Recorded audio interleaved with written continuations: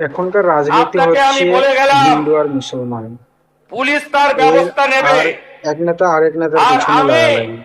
এরা এক জনগণের সপ্তাহ পরে পাশে মুর্শিদাবাদে যাচ্ছি।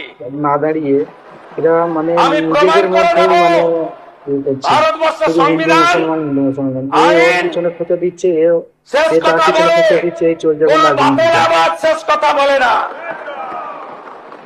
আপনাকে সংযত হওয়ার, সতর্ক হওয়ার, এই ধরনের কথা প্রত্যাহার করার এবং ভবিষ্যতে এই ধরনের কথা বলার আগে 25 বার ভাবার হুঁশিয়ারি দিয়ে আমি সবাকে আশ্বস্ত করছি। আপনারা ভাবছেন কেস হয়েছে, অ্যাকশন কবে হবে? যারা ওকে ডেকেছিল এই সভাতে তাদেরকে আগে তুলবো, তারপরে আপনার কাছে যাব। যা করার করব, আমি আশ্বস্ত করছি আপনাদের।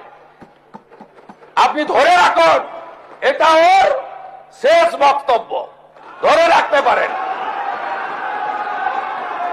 এই সরকার আইনের শাসন প্রতিষ্ঠা করবে, গুন্ডাদের শাসন সমাপ্ত করবে, নিশ্চিন্ত থাকুন।